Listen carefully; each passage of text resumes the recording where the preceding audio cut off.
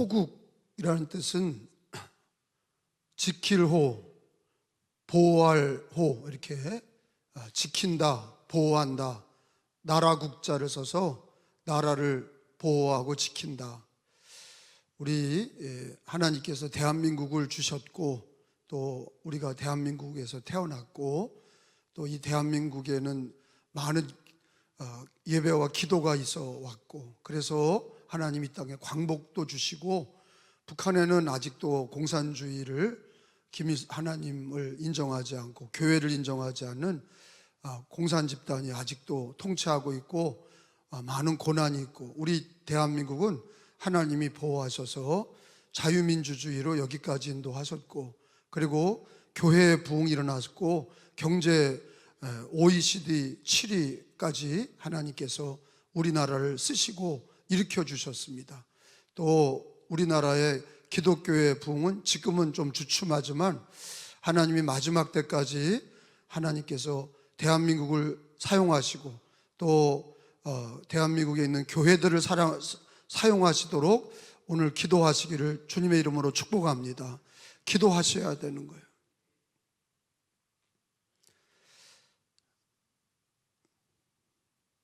오늘 주시는 말씀은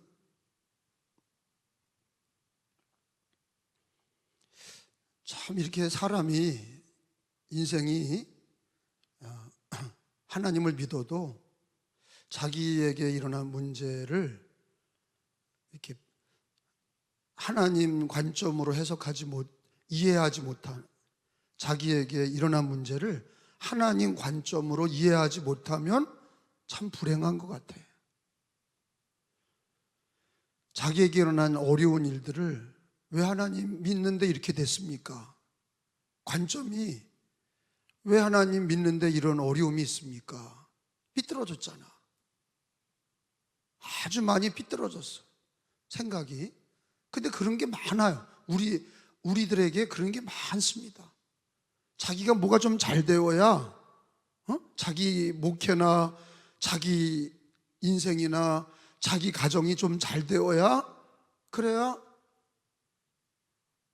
하나님 앞에 믿음으로 사는 것 같고, 좀 내가 어려우면, 나라가 어렵고 가정이 어렵고 사업이 어려우면, 목회가 어려우면, 아니 하나님 믿는데 왜 나한테 이런 어려움을 주십니까?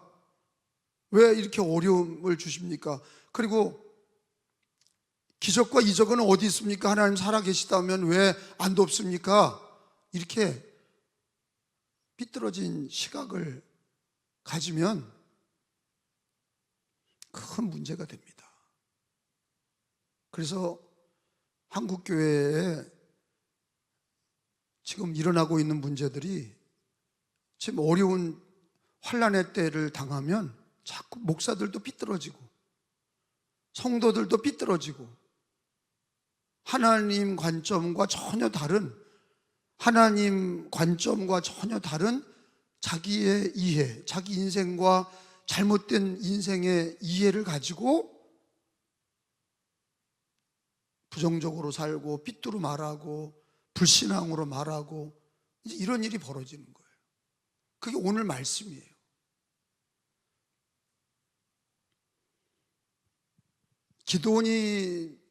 기드온 사사에 대해서 배우는데, 이 기드온은 이제 그런 잘못된 시각을 갖고 있는 거예요. 거기 오늘 읽은 말씀에 보면 13절에 기드온이가 뭐라고 그럽니까? 잘못된 생각을 갖고 있잖아요. 기드온이 그에게 대답하되, 천사죠, 오 나의 주여, 여호와께서 우리와 함께 계시면 어찌하여 이 모든 일이 우리에게 일어났나이까? 왜 이렇게 힘듭니까? 왜 가난하고, 왜 이렇게 어렵고, 왜 이렇게 모든 것을 잃어버리며 삽니까? 어찌하여 이 모든 일이 우리에게 일어났나이까? 또 우리 조상들이 일찍이 우리에게 이르기를, 우리 조상들은 말하기를 여호와께서 우리를 애굽에서 올라오게 하신 것이 아니냐? 하나님 우리를 애굽에서 건져내셨다, 그렇게 얘기하는데, 근데 이제 여호와께서 우리를 버리사 미디안 손에 우리를 넘겨 주셨나이다. 하나님 버렸다는 거예요. 왜 이런 일이 벌어지고, 왜 우리들에게 어려운 일이 벌어지고, 왜 우리를 이렇게 미디안, 그 당시 가나안 족속 중에 이번에는 블레셋이 아니고 뭐예요? 미디안이에요. 기드온 때는 미디안이에요. 가나안 족속 중에 미디안이 괴롭혔는데, 기드온은 자기 인생에 대한 이해를, 왜 이렇게 하나님 믿는데 이렇게 어렵습니까? 하나님 왜 우리를 안 도와줍니까? 조상들은 애굽에서 우리를 하나님이 건져주셨다고 그러는데 왜 지금은 우리를 버리셨나이까? 이게 얼마나, 이런 생각 갖고 있는 기독교인이 많습니다. 목사도 많고, 내가 목사 됐는데 왜 난 이렇습니까? 내가 예수 믿고 이렇게 하나님 섬겼는데 내 인생이 왜 이렇습니까? 우리 가정이 왜 이렇습니까? 그리고 그걸 누굴 공격합니까? 하나님의 삐뚤어진 시각에 대한 잘못된 시각은 누굴 공격하냐면 자기 인생을 저주하고, 그리고 나라를 저주하고, 나라를 저주합니다. 교회를 저주하고. 여러분, 우리 한국 저 세계 교회를 안티하는, 제가 가나안 7족속에 대해서 얘기를 했어요. 진화론을 처음 개발한 자가 누굽니까? 다윈이에요. 걔가 예수님을 믿었던 애라고.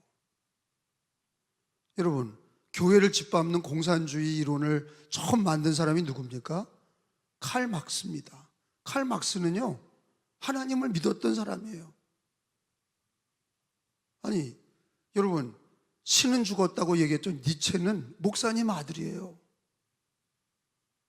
아니, 그럼 우리가 목사님 아들이나 어렸을 때 하나님을 잘 섬겼으면, 아니 왜 이렇게 삐뚤어져서 오히려 하나님은 죽었다고 그러고, 신이 없는 진화론을 말하고 신이 없는 공산주의를 말해서 왜 교회를 공격하냐? 그러니까 믿는 가정에서 삐뚤어지면 그게 더 문제가 돼요. 교회를 저주하고 하나님을 저주하고 막 공격하는 자가 돼요. 무섭습니다. 아는 사람이 더 그래요. 모르는 사람은, 불교인이나 다른 무당을 믿는 사람이나 그런 사람들은 교회를 잘 몰라. 교회를 잘 모릅니다.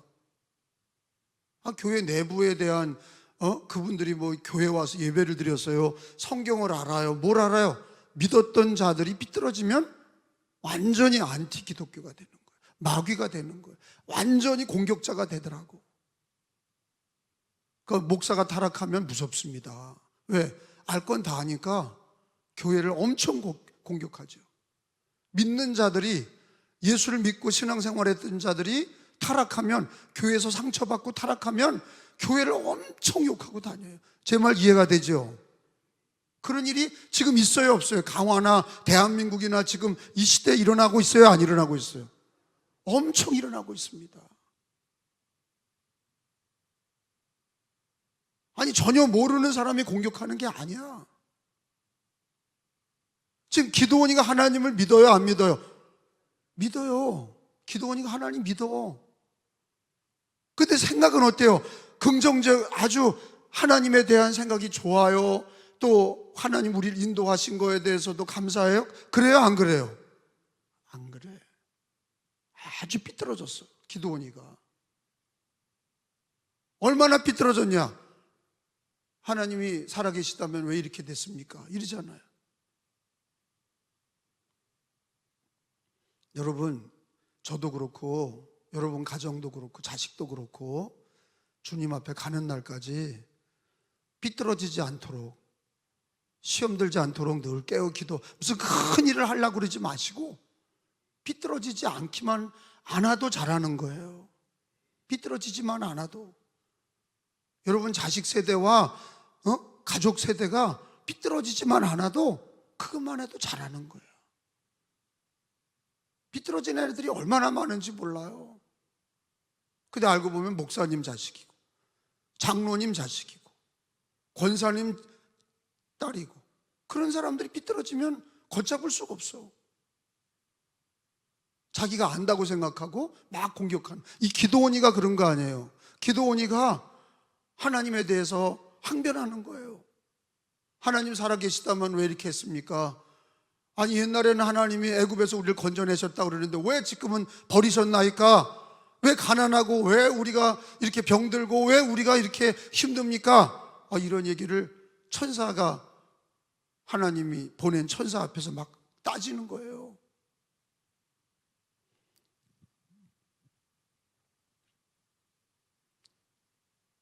그러니까 여러분 13절에 하나님에 대한 그 믿음도 잘못되어 있어. 기드온이가 13절 읽어봅시다. 제가 한번 읽었잖아요. 시작. 기드온이 그에게 대답하되 오 나의 주여 여호와께서 우리와 함께 계시면 어찌하여 이 모든 일이 우리에게 일어났나이까? 이게 따지는 거라고. 또 우리 조상들이 일찍이 우리에게 이르기를 여호와께서 애굽에서 올라오게 하신 것이 아니냐 한 그 모든 이적이 어디, 기적과 이적은 어디 있습니까? 이런 거예요. 하나님 살아계시다면 왜 기적을 베푸지 않으십니까? 또 읽어봐. 시작. 이제 여호와께서 우리를 버리사 미디안 손에 우리를 넘겨주셨나이다 하니. 그러니까 기드온이 꽉 차 있는 게 뭐예요? 마음속에 꽉 차 있는 게 뭐예요? 불신앙과 원망이야. 하나님을 믿지만 여러분, 저와 여러분 지금 이 마음, 여러분 마음속에, 인생 속에 혹시 여러분에게 일어나는 문제로 불신앙과 불평하고 있지 않습니까? 그 사람은 어둡습니다. 그 사람의 열심은 독입니다. 반드시 뭐부터 해결해야 되느냐? 자기 내적인 문제, 자기 마음에 이렇게 하나님을 불신하고 자기 인생에 대한 잘못된 해석을 고치지 않으면, 회개하지 않으면 절대로 인생이 바뀌지 않아. 목회도 마찬가지고 자기 가족도 마찬가지예요. 절대 안 바뀌어. 근데 하나님은, 하나님의 관점은 뭡니까? 왜 이스라엘이 어려운 일을 당하는 거예요? 얘는, 기드온은 이렇게 불평하지만 하나님은 이스라엘이 왜 어려움 당한다고 얘기하세요? 왜 니들이 어려움을 당하냐? 그 얘기를 뭐라고 하세요? 너희들이 하나님 말씀 안 지키고, 너희가 우상 숭배하고 하나님도 믿고 우상도 믿고, 그러니까 하나님께서 애굽에서 인도하여 너희를 여기까지 인도하셨는데 너희는 하나님을 믿지 않고 계명을 지키지 않고 우상을 섬기고 그것 때문에 어려움을 당했다. 그게 하나님의 말씀이에요. 하나님은 뭐라고 그래? 9절에 8절에 봐요. 여호와께서, 하나님은 뭐라고 그래? 기드온과 전혀 다른 얘기를 하시는 거야. 시작. 여호와께서 한 선지자를 보내시니 그와 그들에게 이르되 여호와께서 이같이 말씀하시기를 이스라엘의 하나님 내가 너희를 애굽에서 인도하여 내며 너희를 그 종 되었던 집에서 나오게 하며. 그러니까 이건 이스라엘이 은혜 받았던 얘기를 하는 거예요. 그렇죠? 너희가 이렇게 지금까지 온 거는 하나님이 너희를 구원했다, 구원했던 얘기를 하시는 거야. 그 다음에 9절에도 애굽 사람의 손과, 시작, 너희를 학대하는 모든 자의 손에서 너희를 건져내고 그들을 너희 앞에서 쫓아내고 그 땅을 너희에게 주었습니다. 그러니까 여호수아 때까지 하나님이 다 인도하셔서 여호수아와 이스라엘이 가나안 땅, 지금 니들이 살고 있는 땅을 하나님이 다 주셨다. 여러분, 대한민국으로 얘기하면 뭐예요? 하나님이 우리가 일찍 종살이 하다가 광복을 주시고 우리가 찾은 게 아니야. 하나님의 은혜로 갑자기 일본이 항복하면서 찾았어. 전쟁에서 뺏은 나라가 아니야. 주신 거야. 그리고 어떻게 하셨어요? 건국을 주셔서 여기까지 인도하셨어. 근데 우리가 살아오면서 그거 하나님이 다 주셨다면 왜 지금 되는 이렇게 하나님 믿는데 어렵습니까? 기드온이가 생각한 삐뚤어진 인식과 우리들이 만약에 하나님 믿으면서도 그렇게 하나님은 주셨다고 그러는데 우리는 왜 내 모양은 이렇습니까? 왜 나는 지금 이렇게 어렵습니까? 이렇게 항변하는 거와 똑같습니다. 자기 잘못은 생각은 안 하고 하나님께 원망과 불평만 있고 현실 인식이, 삐뚤어진 현실 인식이 있는 거예요. 여러분, 여기 읽어보니까 하나님의 관점과 기드온의 관점이 같아요, 달라요? 달라도 어마어마하게 달라. 우리가 그런 거 아닌가? 내가 그런 거 아닌가? 이 성경을 읽으면서 하나님 관점과 왜 기도원의 관점이 이렇게 다른가? 하나님을 믿는다고 그러면서 왜 이렇게 역사 인식이나 자기 인생에 대한 가치관이나 왜 이렇게 다른가? 수많은 기독교인들이 똑같이 하나님을 믿는데 왜 이렇게 어떤 사람들은 참 계명을 지키며 믿음으로 살려고 감사하며 어려울 때도 그렇게 사는데 어떤 사람들은 왜 이렇게 삐끄덕이 되면서 목사나 성도들이나 왜 이렇게 저주, 원망, 불평하면서 잘못된 인식을 가지고 인생을 사나? 다 망가지는 거죠. 혹시 저와 여러분의 마음에 그런 가시가, 쓴뿌리가 있지 않나? 여러분 혹시 쓴뿌리가 있지 않아요? 묻는 거예요. 그 쓴뿌리를 제거하지 못하면, 기도원처럼 이렇게 쓴뿌리, 기도원의 쓴뿌리가 뭐예요? 하나님에 대한 원망. 하나님이 다 우리를 구원하는데 왜 우리는 지금 어렵습니까? 애굽에는 기적을 애굽에서는 이스라엘을 기적을 행하셨다고 그리고 승리를 주셨다 그러는데 왜 우리에는 기적을 행하지 않으십니까? 이런 원망.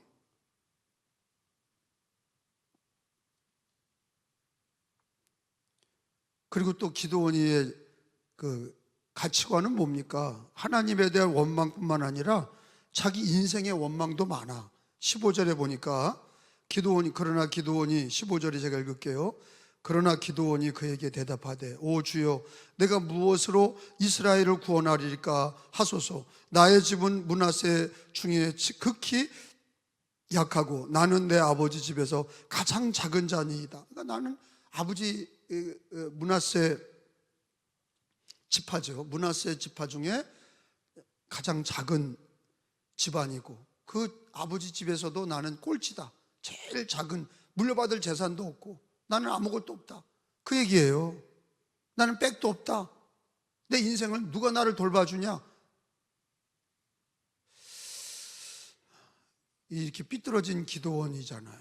근데 이 모습을 왜 이렇게 제가 강조를 하냐면, 저도 그렇고 여러분도 그렇고 이렇게 쓴뿌리가 뽑히지 않으면, 제거되지 않으면 계속 반복되는 불행이 일어나는 거예요. 자, 우리들이 왜 자꾸 하나님 관점으로 생각하자, 내 인생의 문제나 자기에게 일어난 문제를 하나님 관점으로 생각하자, 그렇게 얘기하냐면, 하나님이 말하는 거하고 오늘 여기 사사기 6장에 하나님이 이스라엘에게 말하는 거하고 기드온이가 현장에서 생각하는 거하고 다르단 말이야. 심각하게 달라. 근데 이렇게 달라서 어떻게 하나님이 그 사람을 축복하시고 쓰시냐는 거예요. 근데 그 모습이 내 모습이 아닌가 하는 거예요. 그래서 우리는 자기의 인생을 돌아볼 때 기껏 살아봐야 뭐 100살 이하 사는 거 아니에요. 100년도 못 산 우리의 인생이, 알면 얼마나 알겠어.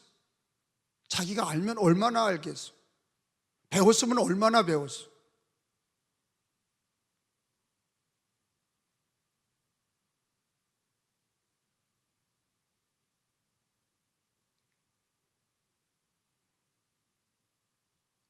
누구는 부모에게 물려받은 재산 가지고 의시되는 사람도 있고, 또 누구는 조금 공부 좀 잘했다고 의시되면서 남을 깔보는 자 있고, 대학 나왔다고 대학 못 나온 사람 깔보는 자 있고, 제가 볼 때는 참 어리석은 자들입니다. 해봐야 뭐 얼마나 안다고, 배워봐야 좀 얼마나 안다고. 아니 여러분, 우리가 얘기하지만 여러분, 우리가 나이가 70이 되면 다 똑같은 거예요. 알면 얼마나 알아. 다 까먹고. 대학 나온 게 뭐가 중요합니까? 70 되면 다 똑같아져. 조금 더 공부해서 조금 더 좋은 대학 갔다고, 그게 뭐 대단하다고. 공부 좀 해서 점수 좀 얼마 맞았다고, 1등 했다고, 그게 뭐 대단하다고. 그 여기 이 기드온이는 아주 열등감 속의 열등감, 그리고 마음속에 삐뚤어진 신앙관 속에 삐뚤어진 사람. 여러분, 이 사람이 쓰임 받을 수 있어요, 없어요? 이 기드온이가 인간적으로 보면 쓸데 있는 사람이, 나 같으면 이 사람 안 써요. 이 사람 제가 인터뷰하잖아요. 그럼 이 사람 안 써. 왜? 이렇게 삐뚤어져 가지고 어떻게 무슨 일을 맡겨? 제 말 이해가 돼요? 이렇게 삐뚤어진 사람은 쓸모가 없어.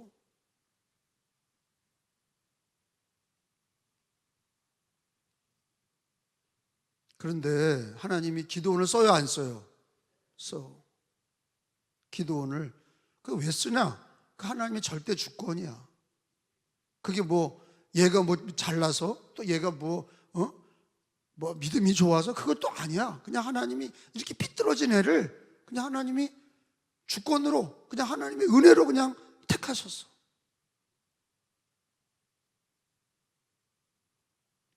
그리고 계속 하시는 얘기가 하나야. 하나님이 반드시 너와 함께하리라. 그 얘기만 하셔. 삐뚤어진 애한테 그냥 잡아 패든지 하지. 이놈의 기드온아, 그리고 잡아다 매질을 하든지 해야지. 아니, 하나님이 다른 얘기는 안 하시고 뭐라고만 그래요? 그것도 그냥 그렇게 얘기하는 게 아니라 반드시 내가 너와 함께하리라. 그 얘기만 하죠. 반드시 내가 너와 함께하리라. 근데 이게 오늘 주시는 말씀이에요. 6월 달에 나라 어렵습니다.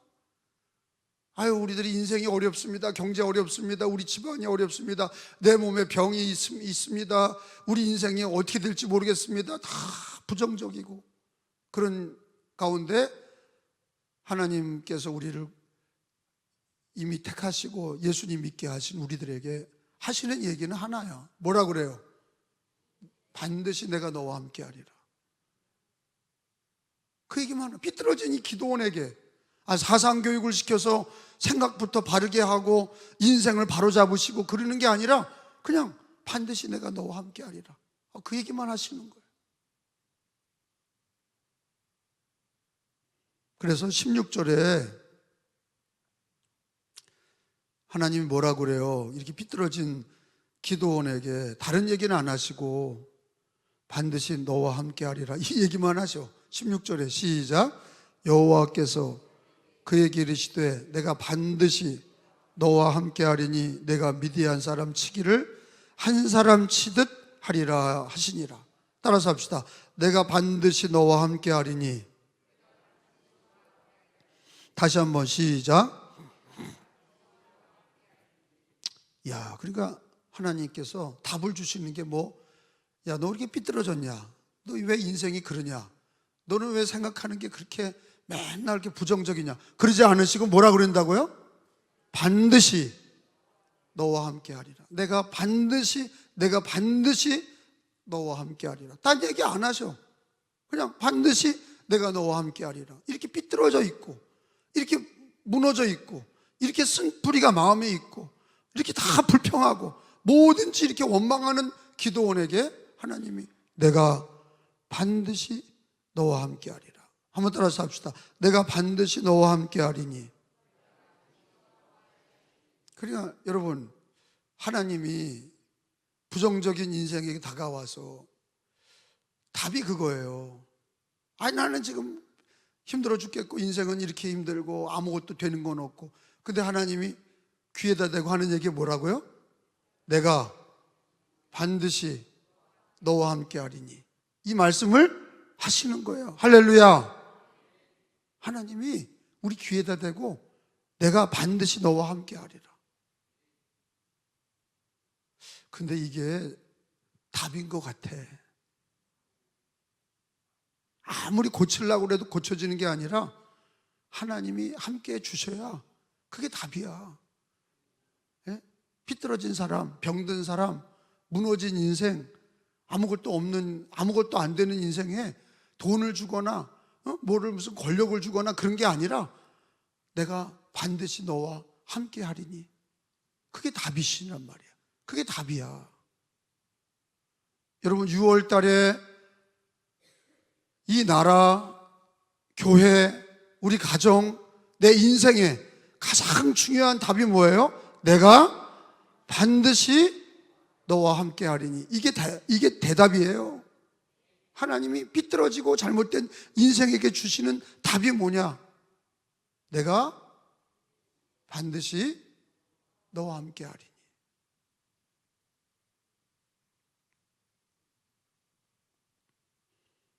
그래서 이게 왜 은혜가 되는지를 한번 제가 설명하겠습니다. 로마서 4장에 보면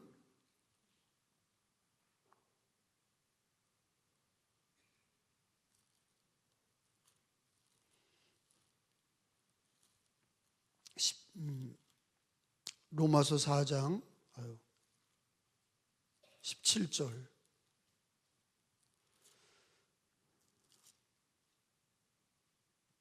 기록된 바, 시작. 기록된 바 내가 너를 많은 민족의 조상으로 세웠다 하신과 같으니 그가 믿는 바 하나님은 죽은 자를 살리시며 없는 것을 있는 것으로 부르시는 이시니라. 따라서 합시다. 하나님은 죽은 자를 살리시며 없는 것을 있는 것으로 부르시는 이시니라. 하나님은 어떤 분이에요? 죽은 자를 살리시는 하나님, 없는 것을 있는 것으로 부르시는 하나님. 믿으시면 아멘. 우리 하나님은 어떤 전지전능하신 하나님. 그러니까 뭘 해준다 그런 얘기보다 내가 반드시 너와 함께 하리니, 이게 은혜고 축복입니다.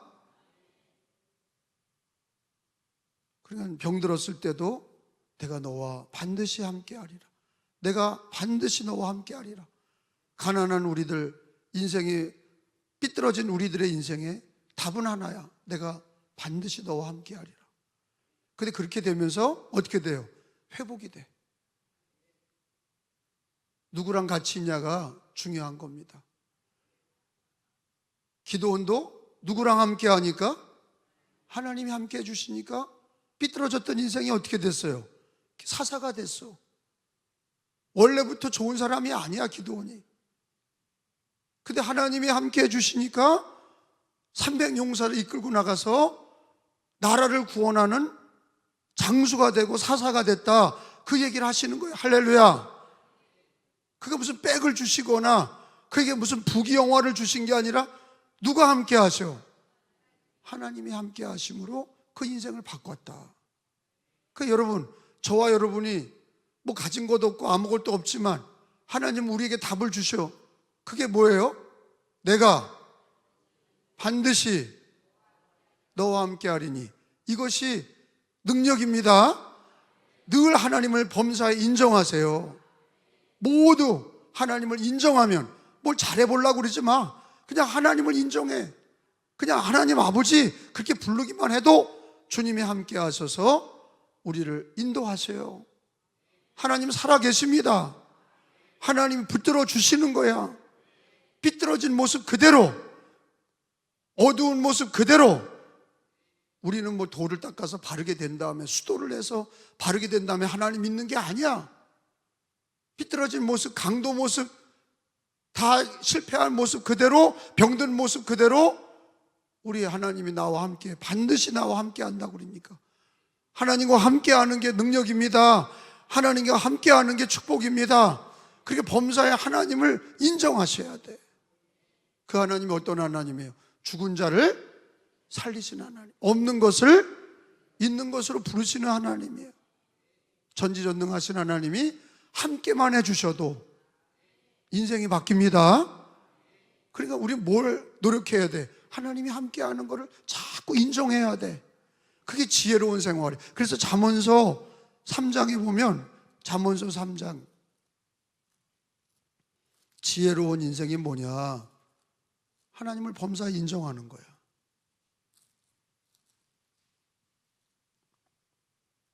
반드시 내가 너와 함께 하리라. 내가 반드시 너와 함께 하리라. 그렇게 말씀하신 하나님. 3장 6절에 있는 말씀 읽어봅시다. 6절에 시작. 범사에 그를 인정하라. 거기요, 다시 한번 시작. 그리하면,